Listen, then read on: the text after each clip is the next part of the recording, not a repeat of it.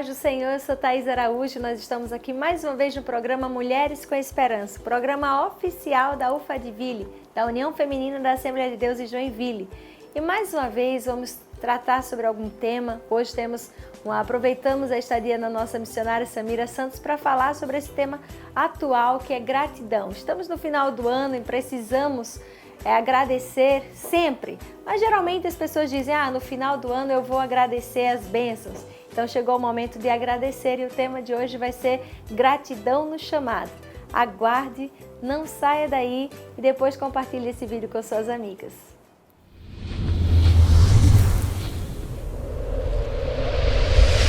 Paz do Senhor, irmã Samira. Paz do Senhor, irmã Thaís. Graças a Deus, estamos terminando o ano, né? Gratidão com alegria. A Deus. Agora, o tema gratidão a Deus no chamado é o que a gente vai conversar hoje. Antes, deixa eu só lembrar o pessoal, quem é a irmã Samira Santos? É uma missionária, veio pregar no nosso Congresso Geral da UFADVille. Ela trabalha com seu esposo ali no campo de Ceará-Mirim, uma cidade do Rio Grande do Norte, uma cidade muito abençoada. O pastor Abdênico Xavier. Estão sempre fazendo a obra de Deus. Ela prega por muitos lugares, por vários países. É uma mulher que Deus tem usado. E hoje chegou o tempo da gente agradecer pelo chamado. Pensa, o chamado que todo mundo diz assim, o chamado é ingrato. Não tem essa frase? Eu já escutei verdade, muito no meio das esposas de pastores, missionários, algumas pessoas usam essa frase talvez pela uma força de expressão ou pelo hábito, não sei, acostumou a dizer isso, mas a gente quer mudar, a gente quer dizer gratidão no chamado. É verdade, está certíssimo. Vamos resgatar esse valor? O que a senhora acha de gratidão no chamado? Eu acho muito importante entender que o chamado de Deus, ele é um desafio realmente, é necessário abnegação, ele não é um convite, obviamente, há um deleite prazeroso no sentido de você se realizar dentro das suas perspectivas pessoais. Na verdade, alguns aspectos do chamado parecem ser ingrato, mas em suma, a tônica do chamado de Deus é gloriosa. As pessoas são ingratas, o chamado não. O chamado não. O chamado não é ingrato.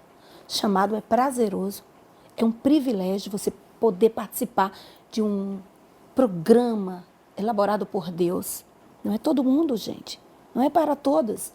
Isso é aquele a quem Deus escolhe. E se torna pesado porque vai exigir cortes, renúncia, abnegação. E vai na contramão, muitas vezes, das suas vontades. E é isso, talvez, que se torne pesado para algumas pessoas, para todos, na verdade, né? Mas nada que a gente não possa suportar, porque existe uma palavra na Bíblia chamada graça. Graça está vinculado ao chamado. De acordo com o seu chamado, haverá graça de Deus para que você cumpra seu chamado com a excelência. E no final de tudo, possa dizer como Paulo, combati o bom combate e não o combate terrível, enfadonho. Não, o bom combate. Paulo resumiu muito bem essa questão. Acabei a carreira, guardei a fé e agora sigo para ser coroado. Porque Deus não fica devendo nada a ninguém. E eu digo que Ele sempre dá adiantado, né? Meu Deus! Além daquilo que pedimos ou pensamos. É verdade. E não nos prova além das nossas forças. Aí sobre o não nos prova além das nossas forças, é que eu quero puxar um ganchinho assim. Conta um pouco da tua história missionária, dos desafios lá de fora. Pois é. A nossa história, ela começou há mais de 20 anos. Eu era recém-formada, tinha terminado minha primeira graduação na Universidade Federal do meu estado. Eu tinha sonho de já de cara começar um mestrado. Eu adoro ler e escrever também, e falar também. E eu queria me realizar nesse campo, sabe? Toda a minha herança acadêmica, ela vem da área de humanas. Então, eles te preparam para você estar no meio de pessoas, conversando, ensinando, compartilhando ensinamento. Pouca tecnologia e muita abordagem. E eu pretendia realmente, mas aí, nesse período, a gente já tinha um trabalho expressivo na casa do Senhor e Deus vinha conversando conosco. Meu esposo muito bem estabilizado, um alto funcionário do Banco do Estado, e vivíamos em um padrão de vida classe média em ascensão. Eu fui concursada também, mas então o Senhor começou a trabalhar a questão do desapego, a lei do desapego. E foi criando situações em que as coisas foram começando a sair do nosso controle. E aí meu esposo perdeu o trabalho, o emprego. E o nosso pastor nos convidou para irmos no nosso primeiro desafio ao interior. Começaram uma obra lá. Imagina que nem água encanada tinha. Olha como nós estávamos. Estou falando que há 20 anos, 23 anos atrás. Um interior pequeno do nosso estado. Ali foi um desafio. Foram cortes terríveis. A lei do desapego, assim, duramente. Mas o mais importante nisso tudo, porque eu estava falando ontem para uma amiga minha que quando o inverno chegou, chovia mais dentro de casa do que fora. Eu tinha que acomodar as crianças de melhor forma possível e menos traumática. Porque sabemos que estávamos dentro da vontade de Deus. Havia um grande desafio naquela cidade para trabalharmos ali. E começou as faltas terríveis. Não havia bons supermercados, não havia boas escolas. Era uma comunidade de pescadores. E eu vinha de um nível de comunicação tão alto que quando eu comecei a pregar o evangelho para eles, eles tinham dificuldade de entender a minha mensagem. E aí, orando, pedindo a Deus, o Senhor disse, aprenda comigo. Utilize os recursos linguísticos e a simplicidade da abordagem para que o evangelho chegue a essas pessoas. Olha aí, eu tive que, na linguagem feminina, descer do salto e aceitar a realidade da comunidade e conviver de maneira simples com aquela gente. Mas sabe de uma coisa? Estão falando de gratidão, né? Apesar dos cortes e das perdas, Deus começou a mostrar uma realidade que eu não conhecia. A provisão diária do Senhor, o cuidado. Eu gosto muito de frutas. Muito, muito, muito. Meu cardápio, manhã, tarde e noite, tem que ter frutas. Naquela cidade não tinha, uma cidade que tinha muito peixe, mas não tinha fruta. Um dia eu fui dirigir um jejum. Meio-dia terminamos o jejum. E eu não orei assim, tradicionalmente. Eu simplesmente fechei os olhos e fiz, como eu gostaria de chegar em casa. E comer todo tipo de fruta. Mas essa era uma possibilidade tão remota que ficou só a nível de uma divagação. Eu divaguei. Mas para minha surpresa, quando eu cheguei, meu filho mais velho disse, mãe, você não sabe o que aconteceu. Eu falei, algum mal? Não, mãe, vem cá, veja o que aconteceu. Olha, mãe, sobre a minha mesa da cozinha, tinha fruta que eu não podia contar. Mãe, isso não é tudo, abre aqui a geladeira. Uva, maçã, pera, melancia, melão, mamão. Foi lá. Meu Deus, de onde veio isso? Nessa cidade tinha uma plataforma da Petrobras. E havia duas nutricionistas que averiguavam o cuidado com o horário e o dia da chegada das frutas. Não podia passar um dia. Resulta que essas frutas chegaram 6 horas além do tempo determinado. E a nutricionista disse, não vai passar, não quero nem ver essas frutas. Pode mandar para qualquer lugar, mas aqui nós não iremos aprovar. E um dos irmãos de nossa igreja trabalhava lá. Falou, eu posso pegar umas frutas dessas? Todas quantas vocês quiserem. Ele disse, já sei para onde eu vou levar, para a casa do meu pastor. Olha, tinha acabado de devagar, se eu chegasse na minha casa. Por isso eu estou te dizendo, isso é um detalhe. Detalhes que Deus cuida. O chamado tem esse aspecto. Existem alguns cortes, algumas incompreensões, algumas pessoas são ingratas, sim são. Mas o pano de fundo, o resultado geral, é que o chamado há muito mais gratidão do que lástima. Por isso, para mim, é pura gratidão, porque até aqui o Senhor tem me ajudado. Ele tem chegado e não tem provado além das nossas forças. Onde há cortes, também há terapia de Deus. É o suprimento de Deus. Deus é Deus em qualquer lugar. Se eu fosse aqui elencar alguns momentos especiais que eu passei com Deus, por isso, para mim, o meu chamado é gratidão.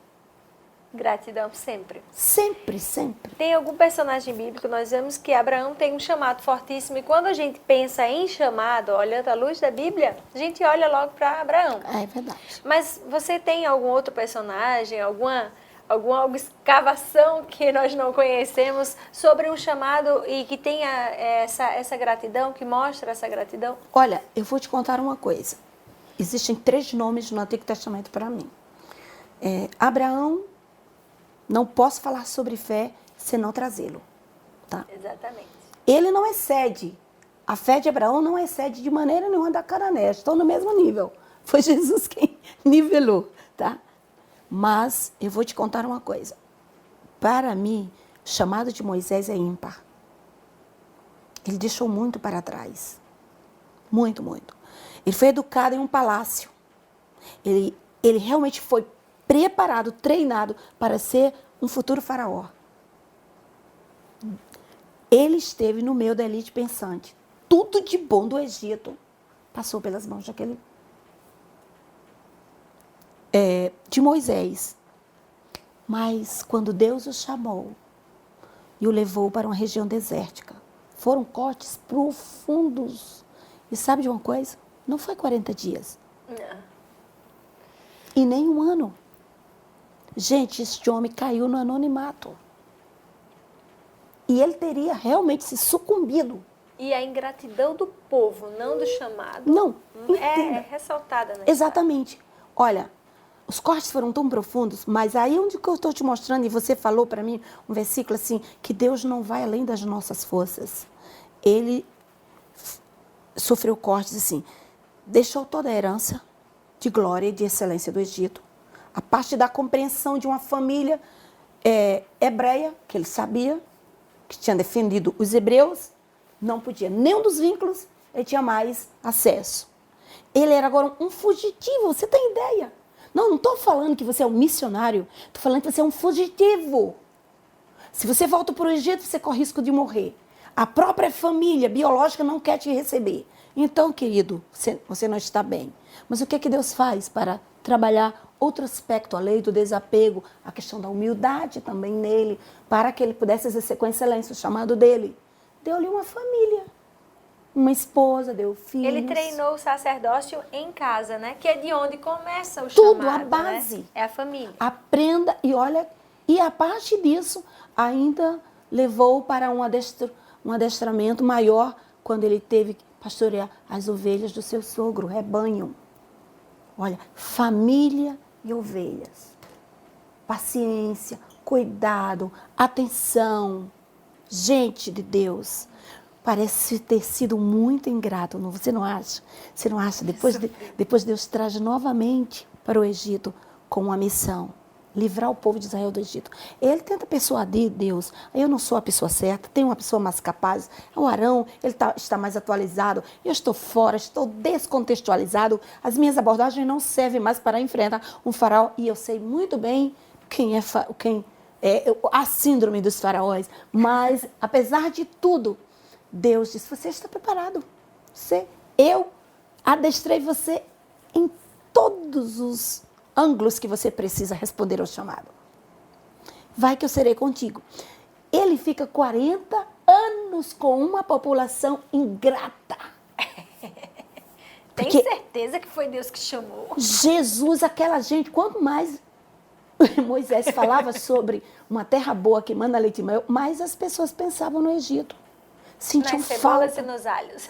Que mentalidade que não havia evoluído para gente livre. Pois é, aquela geração foi uma geração muito difícil de ser guiada. Por isso que, para mim, como referência de chamado, ele é ímpar. Mas sabe de uma coisa? Para concluir, eu quero dizer para você que ele não terminou o chamado dele doente, desequilibrado, revoltado, que nada. Ele terminou tão saudável que Deus disse assim, faz o seguinte, está na hora de você me devolver essa estola.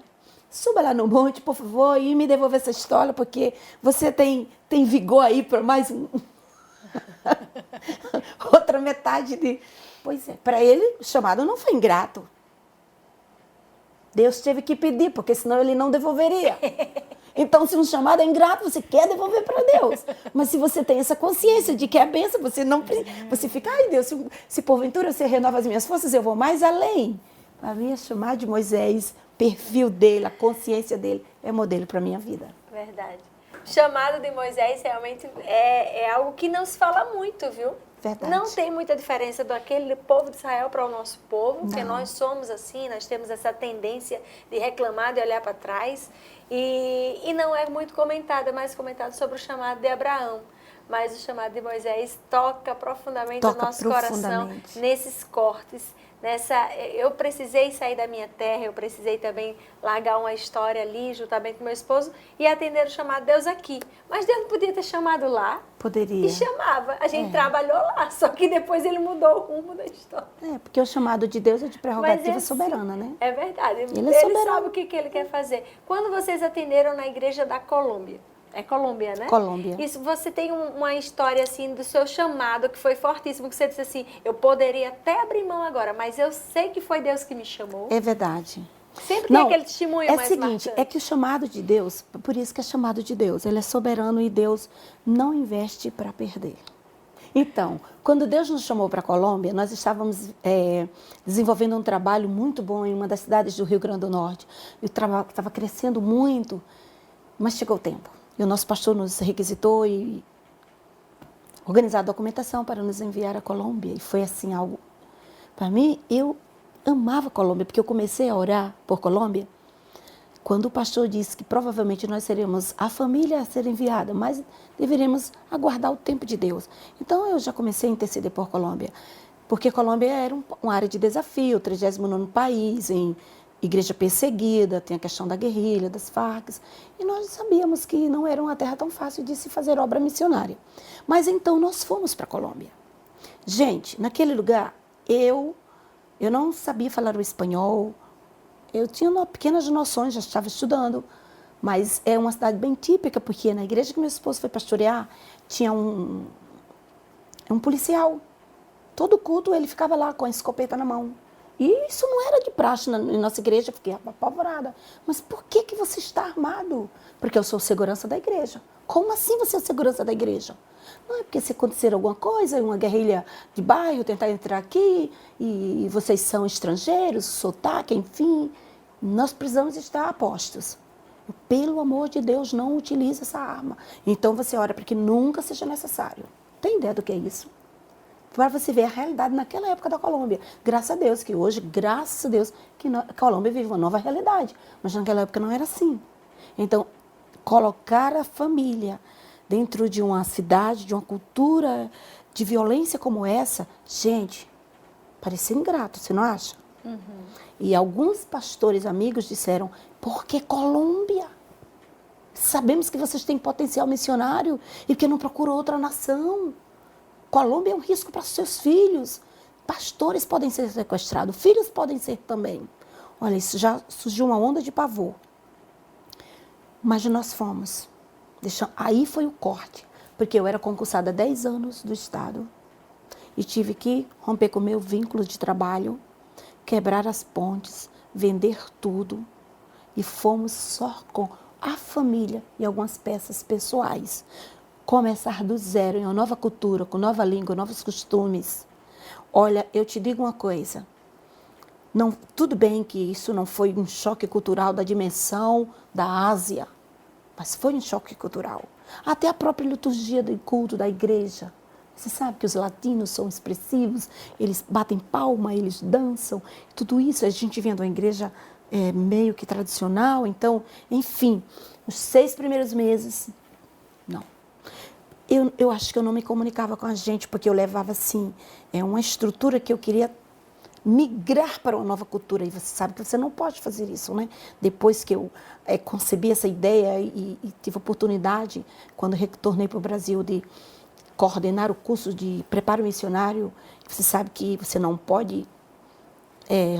isso é como um estupro cultural.